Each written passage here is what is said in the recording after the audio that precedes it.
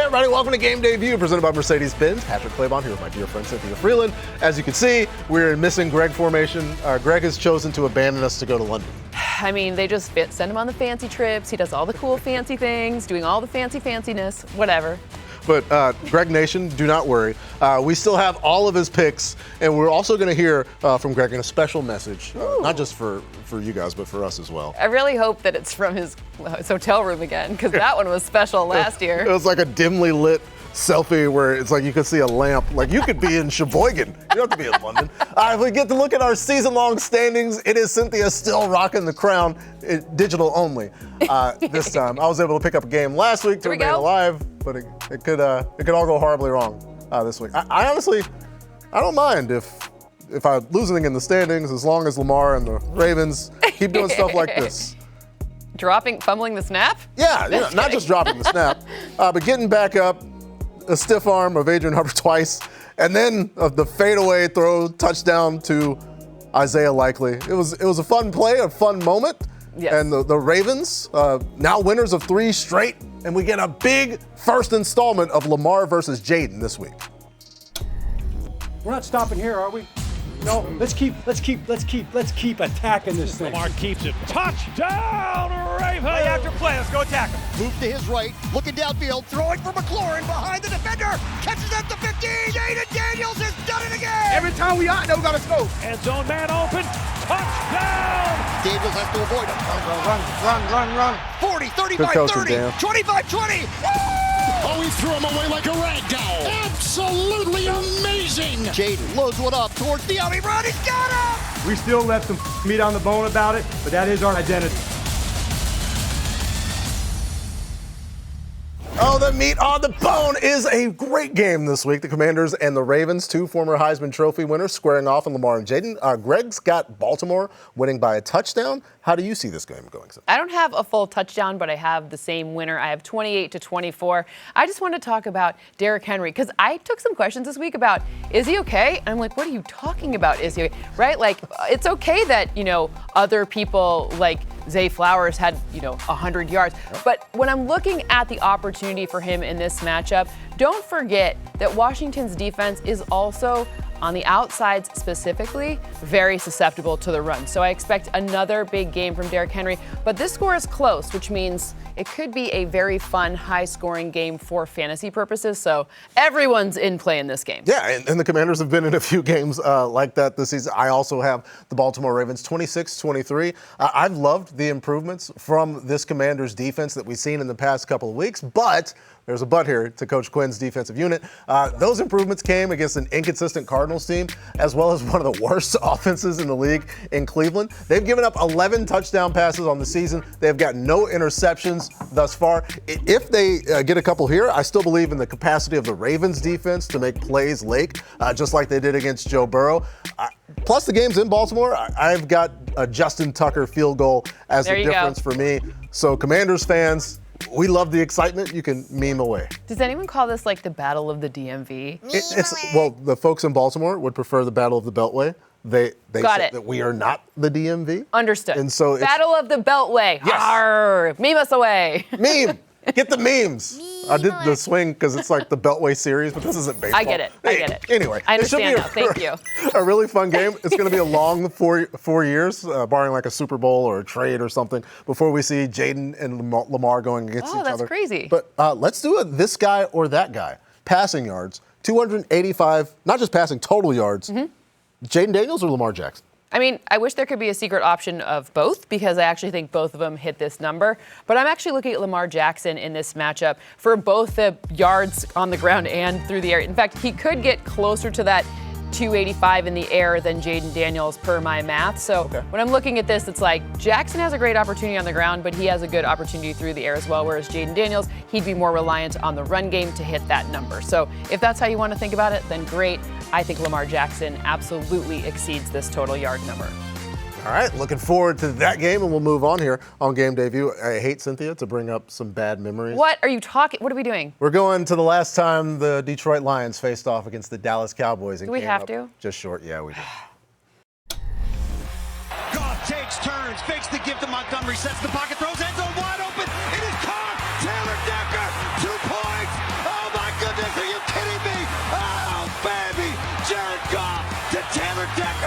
Lions have the lead. What a play. Is there a flag down? It was illegal touching by number 68. Lions down by 1, going for 2, 23 seconds to go. Goff back, looking, throwing. It is incomplete off the hands of James Mitchell, and the Cowboys are going to survive.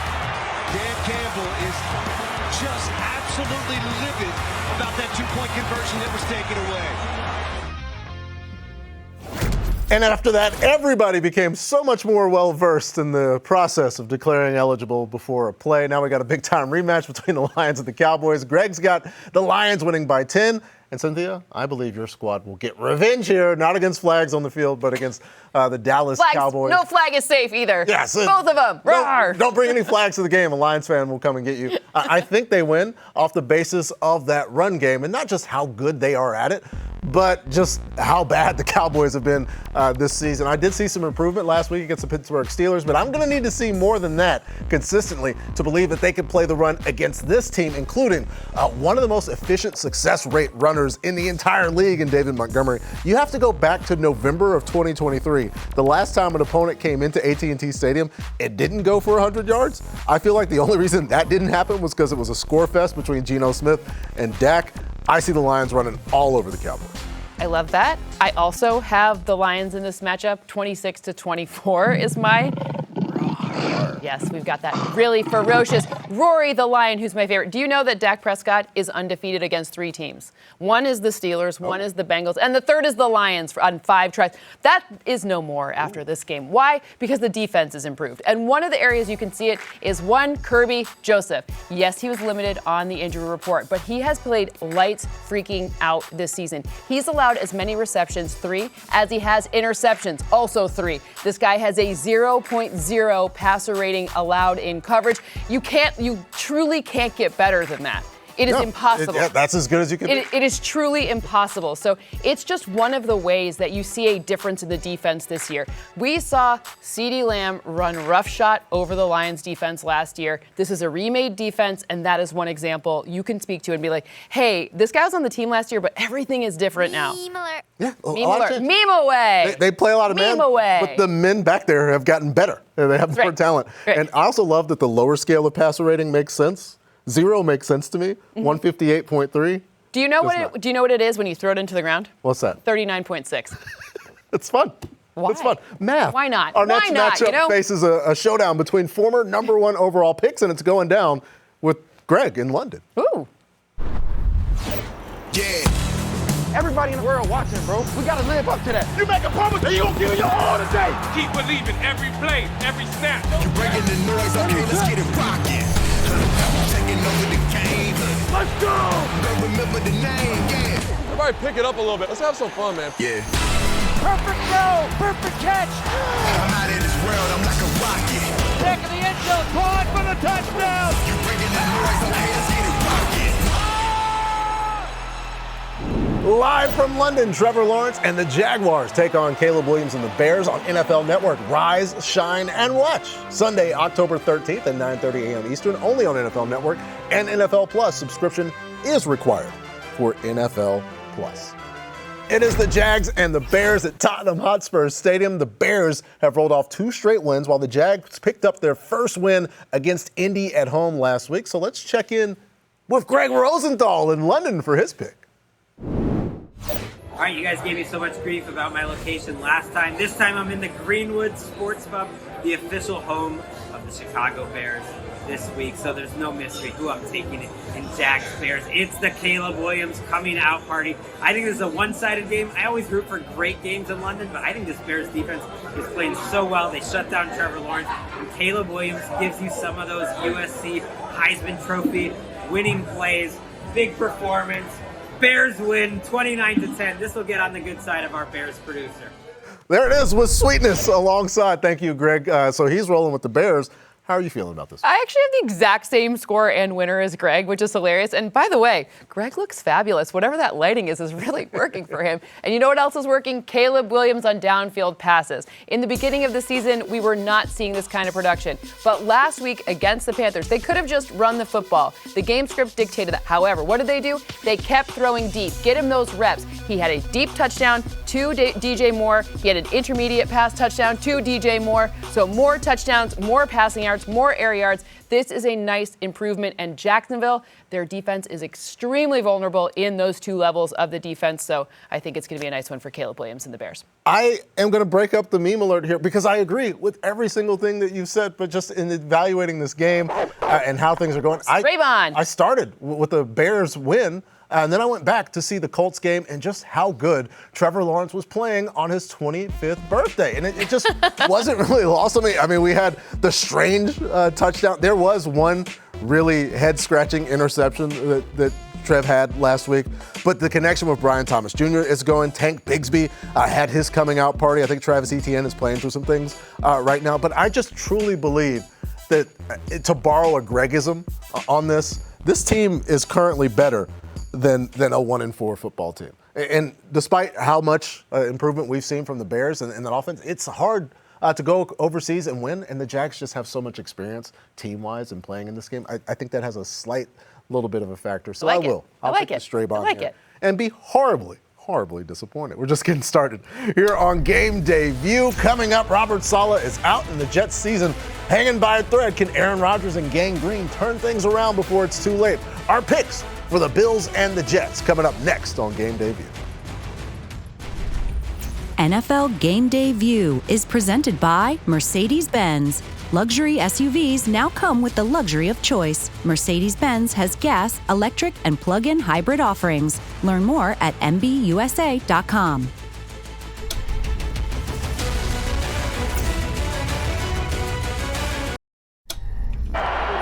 Pistol formation here. It is Murray on the keep assignment. Kyler Murray!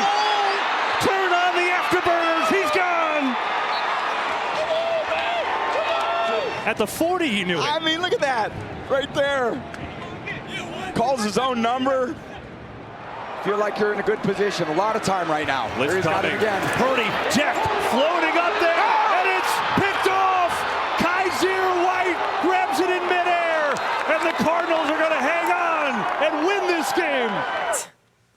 It's time for the Drive to Excellence presented by Mercedes-Benz. It's Kaiser White's led Cardinals defense going up against the Packers at Lambeau Field. Kyler's squad coming off that big win against the 49ers. Greg likes Green Bay in this one.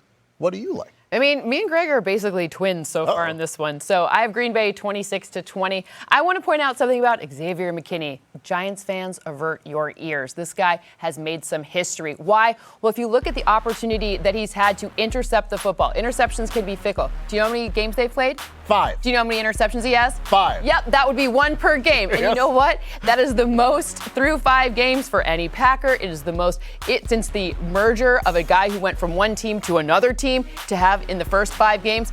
That's a lot of intercepting. That's a lot of just making sure that other offenses have a hard time. So let's just give him some love there. Yes. I said I was very questionable about what's this Green Bay Packer team going to be like with Jeff Hafley. We didn't know. He came from BC. I went to BC. I watched those games. Yeah. You know, it's worked out well for Xavier McKinney for sure. Yeah, it's one of those acquisitions that clearly, right, has improved the defense. The defense is a big part of why I'm taking the Packers to win this football game. But ultimately, I think the Arizona Cardinals keep it very, very close because Jonathan Gannon's unbeaten in the division against Shanahan McVay. Not Shanahan McVay tree or anything like that. Literally, Kyle Shanahan and Sean McVay. And a win here against Matt LaFleur would have me feeling all trendish and like, hey, he's got this offense absolutely figured out. Not quite ready to go there yet because there's a lot of Packers talent that they have to deal with. But with the Cardinals, I've got them covering this game. Tough, based on the run that they had, especially last week, making things tough for Jordan Mason, who leads the NFL in yardage, as well as they had Brock Purdy shut out in the second half for the first time in the entire Brock Purdy, Kyle Shanahan era. They're not even a top pressure defense. They were getting pressure on Brock. So, yeah, I'm impressed. I've got them covering. I like the Brock Purdy era. Just has a certain era to it. Like, hey, since the Brock Purdy era, That's good. That's He's it. fun. Yeah. We're in it. This is Brock's world. Fully. So Cardinals fans, there you have it. We are all on the Green Bay Packers. Let us know. Send us the pictures because we love it. We do, actually. Bob Saleh didn't love the news. The huge news coming out of Florham Park this week. The Jets firing their head coach, Robert Saleh. 20-36 in just over 3 seasons for Gang Green. Jeff Ulbrich named the team's interim head coach.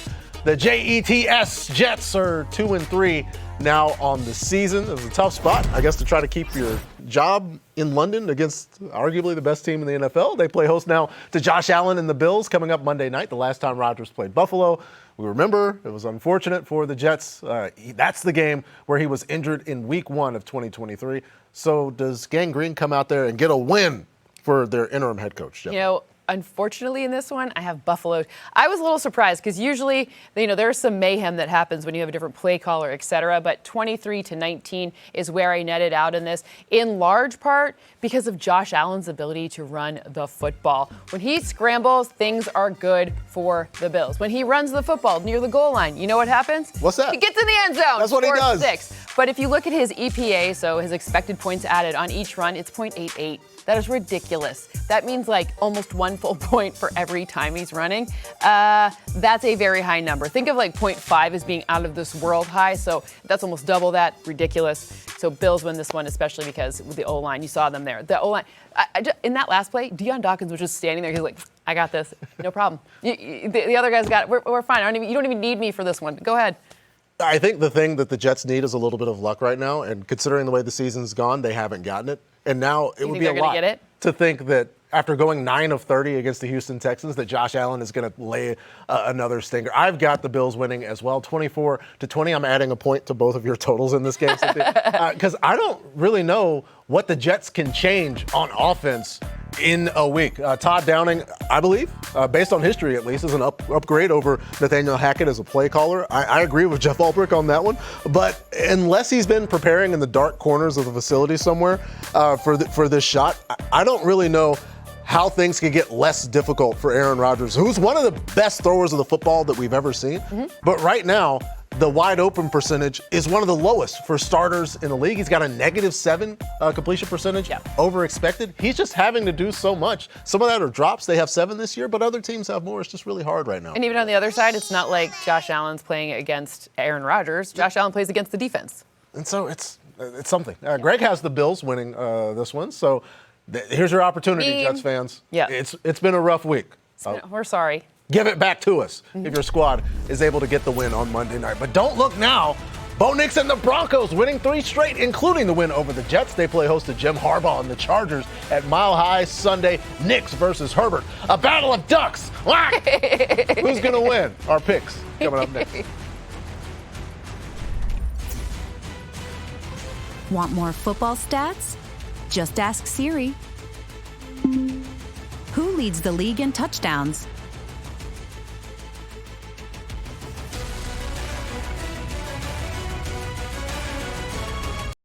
Addison the single back. Bryant in motion. Play action. Minshew looking. Throws intercepted by Surtain. Pat Surtain on the run. Nobody's going to catch him. Surtain going all the way for a Denver touchdown. This is just a mistake by Gardner Minshew. Don't do that. Don't do that. It's time to seize the season, presented by Caesars Sportsbook. Don't do that. Do this. Do that. Don't do that. Look at this graphic. Don't throw the ball to Patrick Surtain for no reason, oddly enough. The first touchdown scorer odds have J.K. Dobbins at the top, then Javonte Williams, followed up by Ladd McConkey, Quentin Johnston, and then Bo Nix getting into the end zone. This is according to Caesars Sportsbook. The Chargers at Broncos at Mile High. Sean Payton's squad, winners of 3 in a row, Cynthia. Starting 0-2, Greg's got the Chargers winning by 1. Ooh. Here's the thing. Me and Greg Rosenthal are on the same page. I have them winning by 1 as well. A final score of 17-16 based on purely just rest for Justin Herbert. It's been a lot. He breaks bones on both hands. Last year, he goes through a coaching change. Then he comes out and has a high ankle sprain. He plays multiple games on that. A bye could not have come at any better time for any team because this team needs Justin Herbert to do so much. And I think he does just enough against arguably the best defense in the NFL, Cynthia. I have a 1-point win. Well, I have a 1-point win too, Yep. but just for the Denver Broncos, the other way around. So 20-19. Ooh, prime number. Beep, beep, beep, beep, beep, beep, beep. Just making sure the computer is entered. Yes. Why? Because this defense isn't just good against the pass. You saw that Pat Surtain interception. Don't do that. Don't do that. But you also have a good opportunity to stop them in the run game too. And without Rashawn Slater and without Joe Alt, who are both on the injury report and probably not looking like they're going to play, it is going to be extremely difficult to withstand that blitz. And it is coming for you on like every single play. This is the highest blitzing team in the league. And you know what happens on first down? 54% of the time it is a blitz. So you're not even going to be able to get those opportunities to get those nice like ground and pound, Jim Harbaugh like runs right in the beginning. You're going to have a hard time with that. So it means more obvious passing downs, which is why you blitz for two reasons, either because you can't get a pass rush or because you trust your back end of your defense so much. This is all about trust for them. So they're going to stop the run, and then it's going to be hard. I trust my pick significantly less because I do agree. Pat Surtain and Riley Moss playing some really good football at corner for the Denver Broncos. That was Seize the Season, presented by Caesars Sportsbook. Download the Caesars Sportsbook app, an official sponsor of the NFL. New users, place your first bet up to $1,000. If you lose, you'll get it back as a bonus bet. Use promo code TV1000. Must be 21 or older. See Caesars.com/promos for full terms. Cousins, and they're going to gun it, and it's caught. Daryl Hodge, 35, 30, 20, 25, 5, drive home safely. Oh, my goodness. Welcome to the game, Kadero. Are you serious? A walk-off for Kadero Hodge. Passing downs, which is why you blitz for two reasons, either because you can't get a pass rush or because you trust your back end of your defense so much. This is all about trust for them. So they're going to stop the run, and then it's going to be hard. I trust my pick significantly less because I do agree. Pat Surtain and Riley Moss playing some really good football at corner for the Denver Broncos. That was Seize the Season, presented by Caesars Sportsbook. Download the Caesars Sportsbook app, an official sponsor of the NFL. New users, place your first bet up to $1,000. If you lose, you'll get it back as a bonus bet. Use promo code TV1000. Must be 21 or older. See Caesars.com/promos for full terms. Cousins, and they're going to gun it, and it's caught. Daryl Hodge, 35, 30, 20, 15, 5, drive home safely. Oh, my goodness. Welcome to the game, Kadero. Are you serious? A walk-off for Daryl Hodge and the Falcons.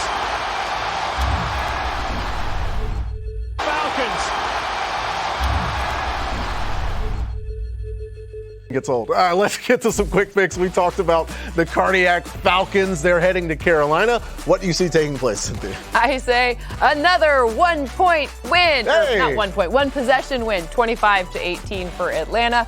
Welcome back to my fantasy squad and the end zone, Bijan Robinson. He's only been there once so far this season, I think, to every fantasy player's dismay. But this is a great opportunity against a defense that has struggled in both the pass and the run. I think Bijan here gets everything good for Kirk Cousins because he has a really different split when he's not under pressure and when he is. So run the football, keep pressure away. All right, we all agree. We've got the Falcons, Greg and me included. Let's go to the Steelers and the Raiders, a classic. Gardner Minshew has been benched in favor of Aiden O'Connell. And welcome to the starting lineup again, Aiden O'Connell. Here come the Pittsburgh Steelers. I like the Pittsburgh Steelers in this one, as do both you and Greg. I've got it 20-16, just because it's tough. Like, Aiden O'Connell has been in some rough starting situations, and now we've got the Pittsburgh Steelers coming into Las Vegas. It's been tough for Aiden O'Connell. I'm not sure how Antonio Pierce felt about this quarterback battle, and now we're just kind of in a situation where column A and column B aren't necessarily working.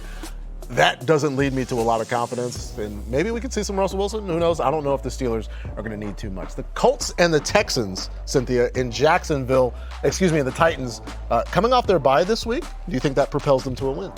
Well, yes, I think they win, but just by 1 point, 21-20.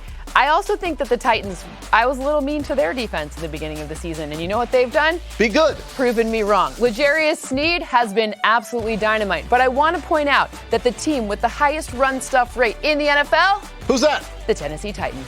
And you know what? With Jonathan Taylor on the injury report, maybe not even playing, I know this is a great O-line, but I still don't think that the Tennessee Titans defense is going to let them get a win, especially with some volatility with Anthony Richardson. Okay, and also Cynthia had the Colts over the Jags last week, and perhaps the Maybe I just can never get the Colts right. Okay, the model maybe. is punishing the Indianapolis Colts in this one. Folks, upgrade your Sundays with NFL Plus Premium and watch live, local, and primetime games on mobile devices, plus NFL RedZone, game replays, and more. Sign up today at plus.nfl.com. Subscription required for NFL Plus Premium. Terms and conditions apply. Let's check out some of the best sounds from Week 5. Time for Active Mike. Live from London, Trevor Lawrence and the Jags take on Caleb Williams and the Bears on NFL Network. Rise, shine, and watch Sunday, October 13th at 9:30 a.m. Eastern, only on NFL Network and NFL Plus. Subscription is required for NFL Plus. And prior to the game, be sure to catch Caleb Williams sit down with Kyle Brandt. In fact, here's a sneak peek.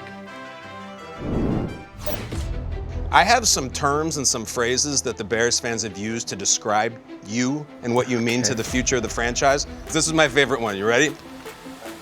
Messiah. Messiah.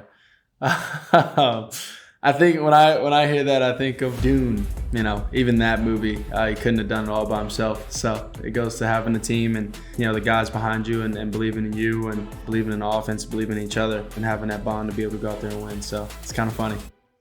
Lisan Al-Gaib, or Lisan Al-Caleb. Looking forward to that one, that interview with Caleb, as well as the game. It's time for More or Less, where we tell you whether or not we believe something will be more or less. It's it right there in the name. Let's get some player props for Jags London. Let's start with Trevor Lawrence.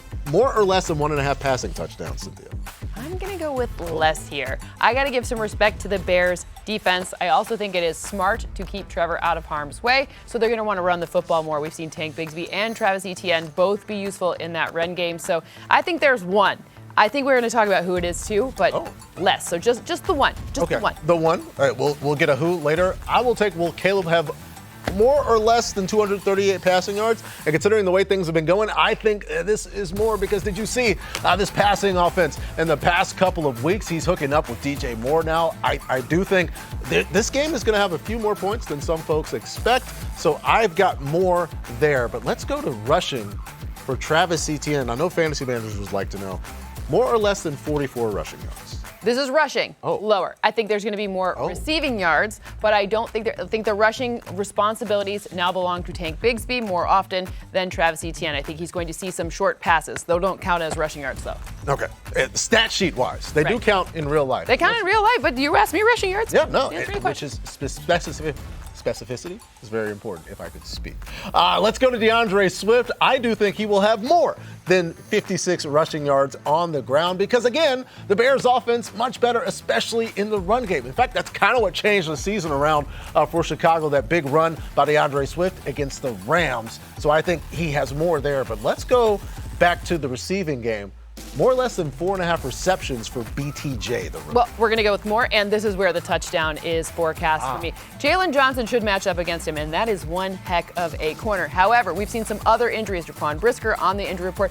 There could be some opportunities here. This is not a slight to the Bears defense. I already gave them a lot of love, but here's the one touchdown and more than 4.5 receptions. Speaking of more, let's get DJ Moore. I see more what you did or there. less than 64 better say more, otherwise receiving yards. Yeah, I've got Caleb throwing for over 238. So I think DJ Moore is a big part of that because he's a big part of what the Bears can do on offense, especially when the play breaks down and Caleb gets to do those things that made him the number one overall pick. DJ Moore, very difficult to cover first in the play, but then during the scramble drill, even more difficult to deal with DJ Moore. So I think he's more in that capacity. I have to agree. Hand up. After the Bears game, the Jags are going to stay in London for another week because they take the Patriots on in the London finale live. This game from Wembley Stadium. Rise, sign, and watch next Sunday, October 20th at 9:30 a.m. Eastern, only on the NFL Network and NFL Plus. Subscription is required for NFL Plus. Speaking of the Patriots, making headlines earlier this week when they announced that rookie quarterback Drake May will get the start Sunday against the Texans. New England took May with the 3rd overall pick out of North Carolina in last April's draft. It was quarterback at the top. We've seen the first two guys play all season. He gets his first start against last year's Rookie of the Year in C.J. Stroud and the Texans. Houston did put Nico Collins on IR, the NFL's leading receiver. Hurt himself on a touchdown against the Bills last week. Greg has the Texans winning by a few, while I like them to win by even more. It's 24-12. According to my expertly induced final score and my model, which says that a rookie quarterback making his first start against a really good team in the Houston Texans, it's going to be tough, especially protecting Drake May, because they had trouble protecting him in the preseason. Probably some of the reason Jacoby Brissett has played up until this point. I do think Drake May will have success in one particular category. Where's that? I will reveal that later on when we get to okay. write this down on Game I like Day. it. How do you see the game going, Cynthia? Well, I agree with you in terms of score. I have 24-16 here. When you have a rookie start, you get some weird things, especially with an O-line that's allowed just 50% or more passing attempts by their former starter to be pressured. But I'm looking on the other side of the ball where we have some really good news, and that comes in the form of one Christian Gonzalez. In his second season, we've just seen brilliance, especially when you look at when they play man coverage. This guy is just top 5 in basically any metric that you want to put out there. And considering the lack of pass rush up front, that should boost that number. So if he's getting top 5 numbers without help up front, then what would happen if he had just a little bit more push up front? So I'm looking at him and I'm saying, this is a really fun game for him. It's going to be interesting to see how they match up. Is it going to be tanked up? I don't know. Is it going to be Stephon Diggs? Probably. We'll see. But it's not going to be a good matchup with Christian Gonzalez, no matter who it is. Yeah, a very impressive highlight reel there, including getting back to Tyreek Hill in the back of the end zone and then coming back and making a tackle on DK Metcalf. He's been everything this season. And we have everything and nothing but hope for all of the families out there that have been affected by Hurricane Milton and Helene, urgently needing support. Help the American Red Cross provide meals and shelter to those families. Donate today to relief efforts by going to redcross.org/NFL. The Bucs evacuated from Tampa to New Orleans earlier this week because of the impending hurricane. The team now getting ready to take on Spencer Rattler and the Saints. Derek Carr out with an oblique injury that came against the Chiefs. Greg Rosenthal likes the Buccaneers here, Cynthia. I thought he was going to say the Saints for. No, yeah, he did pick the Saints last week against the Chiefs. How are you feeling about this one? Yeah, I feel the same way. I mean, I think Tampa Bay wins this one 22-18, a more modest sort of win all around, in large part because when we see this defense, Spencer Rattler's not going to know what he's seeing, right? There's a lot of things that are coming. The pressure comes from a lot of different directions. Todd Bowles loves to blitz. They're getting healthier. The back end of the defense is getting better. Like, there's just a lot of things that are all kind of at the same time really difficult for even the most seasoned quarterback to handle. So I just think I'm looking at the Bucs. They're going to get to him. The O-line is banged up for the Saints. So not only are you starting Spencer Rattler, but also you have to do it without the O-line being fully intact. That's just a really hard thing to do. It's very difficult, especially because we just talked about Drake May and the experience for the number 3 overall pick, Spencer Rattler. Greg Rosenthal likes the Buccaneers here, Cynthia. I thought he was going to say the Saints for. No, yeah, he did pick the Saints last week against the Chiefs. How are you feeling about this one? Yeah, I feel the same way. I mean, I think Tampa Bay wins this one 22-18, a more modest sort of win all around, in large part because when we see this defense, Spencer Rattler's not going to know what he's seeing, right? There's a lot of things that are coming. The pressure comes from a lot of different directions. Todd Bowles loves to blitz. They're getting healthier. The back end of the defense is getting better. Like, there's just a lot of things that are all kind of at the same time really difficult for even the most seasoned quarterback to handle. So I just think I'm looking at the Bucs. They're going to get to him. The O-line is banged up for the Saints. So not only are you starting Spencer Rattler, but also you have to do it without the O-line being fully intact. That's just a really hard thing to do.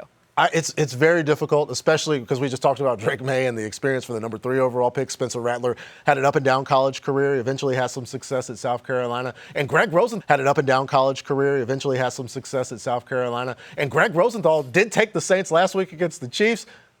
I'm taking the Saints this week against the Tampa Bay Buccaneers. It is going to be a very interesting Sunday, perhaps in the wrong way for Spencer Rattler and company. But if you see the little snake emoji trending on Twitter, that's because of the hashtag agenda. Shout out to the Saints Block Party podcast and their Twitter account for getting that going. But I'm looking back just at the rivalry of these two teams. Marshawn Lattimore going at Jameis. Mike Evans like, hey, is this an opportunity to hate Marshawn Lattimore? This is 2017, back in week 9. Multiple times, one of these guys has been run from a game because of an incident involving the other guy. And I'm just glad to see them back playing against each other. I hope everybody finishes the game. But this is just a glimpse at the type of emotion and intensity that's going to be at this game. A lot of Saints fans wanted to see some change at the quarterback position. I just think it's going to be a weird game, and there's a chance here for fun stuff. Well, I like it. I just want to point out one thing. If Mike Evans catches one more receiving touchdown, then he gets 100. And if he does it in this game, he'll be the 6th fastest in the league to 100. So it makes the stakes even bigger. Like Will Marshawn Lattimore, like so much drama, so much storylines. Tune in Sunday. And also, we've seen Mike Evans be very giving with the football, the milestone football. Keep the ball. He's going to keep It's going to be okay. Keep it. I have to think he's going to keep this one. Yeah. How's it week 6 and the Bengals only have one win? They're supposed to be Super Bowl contenders. It's getting late, early for Cincy. Can they save their season on Sunday against the G-Men? We'll tell you what we think next.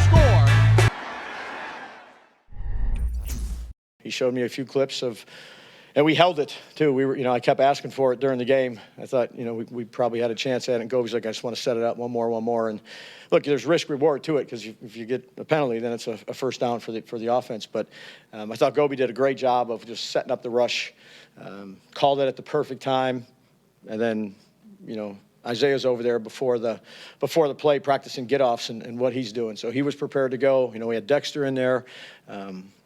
Well-executed play at a critical situation. Executed to perfection to get the G-Men the win in Seattle. The Bengals are up next for them. They're coming off that win against the Seahawks. Cincy just one win this season, but I think they get win number 2 coming up on Sunday night with a score of 32-25, a high-scoring game because that's what the Cincinnati Bengals have had to do. It's just they've come up against, electrifying Heisman Trophy winning quarterbacks in these games, back-to-back games at home where they've almost scored every single time, but still come up short. But just how good has Jamar Chase been as of late? It's so tough to defend both T. Higgins, who's also getting better, and Jamar Chase. I know the defense is an issue, but I'm confident, although coming off a great Dimes game, Cynthia, I don't think they can put up the points to keep up with Cincinnati. I got almost a 10-point win. Yeah, I think that there's a couple of reasons why the Giants here have some issues to solve. But one that isn't, and maybe a solution that's been found. Welcome to the program, Tyrone Tracy. 25-21 is my final score in favor of Cincinnati. But I want to point out something really interesting about this rookie who stepped in so admirably for Devin Singletary. Again, I told you this before, but you got to call him Motor. That's like his Motor name. Singletary? Motor Singletary, baby. They just call him Motor.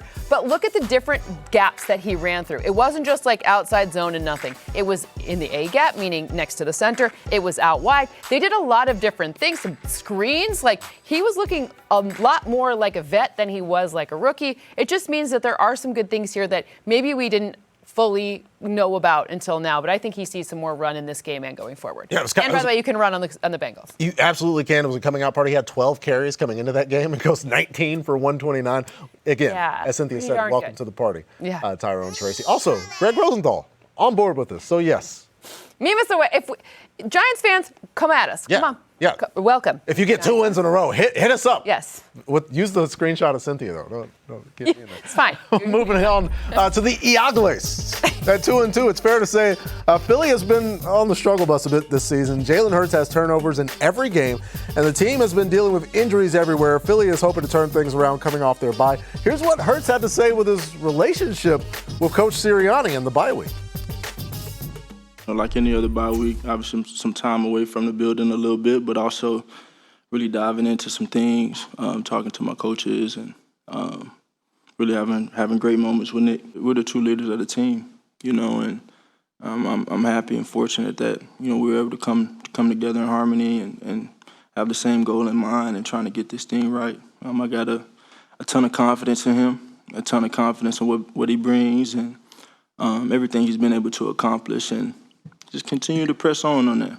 This is probably, I say, one of the most efficient bye weeks I've been a part of this year, my career, just been able to, like I said, share those moments and talk through some things and build. I think it starts with me in terms of us playing clean football.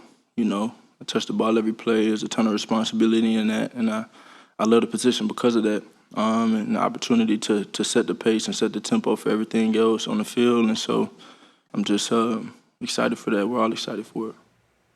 We're all excited for an efficient bye week, Jalen. Browns and Eagles at the link, both squads looking to turn their season around. Greg has the Birds by 8.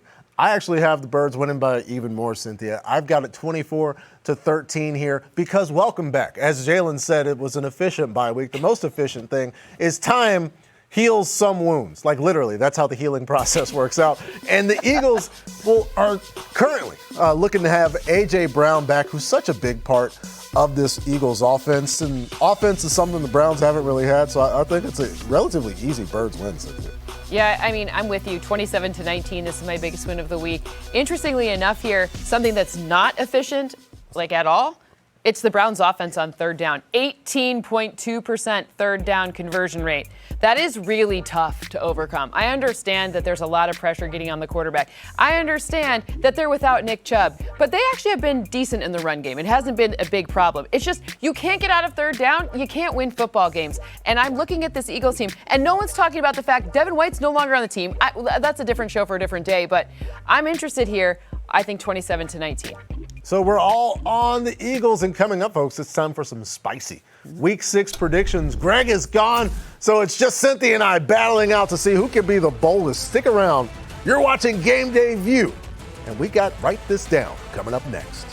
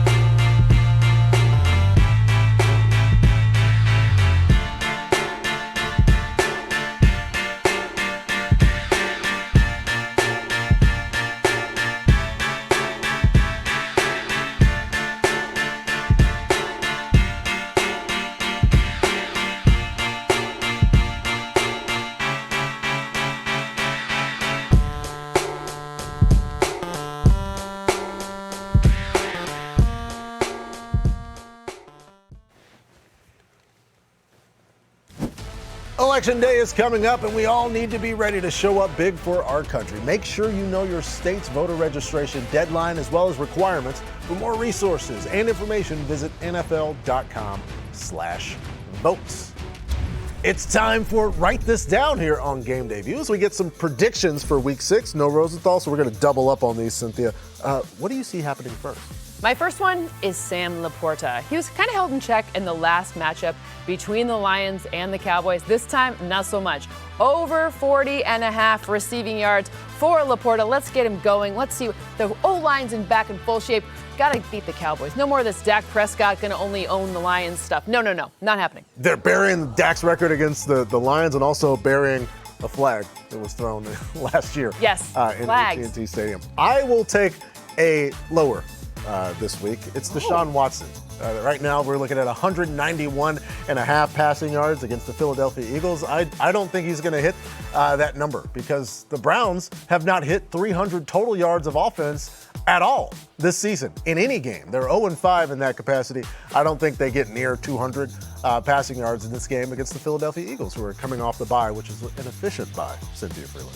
As long as it's efficient, Yeah, you know? right. You know what else is really efficient? I What's talked that? about it before. Josh Allen in the run game. And you know what? He's going to run his way into the end zone against the New York Giants on Monday. I need that time-lapse video when they turn the Jets to the Giants. I'm going to need to see that. ESPN, please put that on there. But Josh Allen, end zone on his feet. Yes, the ground screw. We celebrate the ground screw. I love that ground screw thing. Because it's so it's good. Like, it's hard work. It is. My next prediction and my last prediction for this show. Drake May, congratulations. You're making your first career NFL start. I already predicted that you lose the game, but I do think that you will have over 25.5 rushing yards because this guy can move. He's a very mobile quarterback and a young quarterback, and when those guys are in that type of position, especially against the defense that can get a lot of pressure, that first instinct is going to be the right instinct in running. I don't know if it's necessarily going to lead to a Patriots win, Cynthia, but I think he runs. You know what I love about this? That we both went with quarterback situations on the ground. Let's do two more. Are you going to get in on this with me? In that game between Jaden Daniels and Lamar Jackson, there's going to be 2 quarterback rushing touchdowns in that one too. Yeah, I'm all on board. I've written that one down. I'm writing it down. In fact, it may come on a play that looks very similar because Jaden Daniels has gotten in the lab and the dip on the handoff, the mesh point. That's very Lamar. Just don't drop it. Yeah. Please. Yeah. Leave the dropping the ball and making incredible plays to Lamar Jackson. No fumbles for anybody. No fumbles for this show other than our missing member. We'll get Greg Rosenthal Bye, Greg. back I miss next you. week. Enjoy the game. Enjoy all the games, everybody. We'll see you next week on Game Day.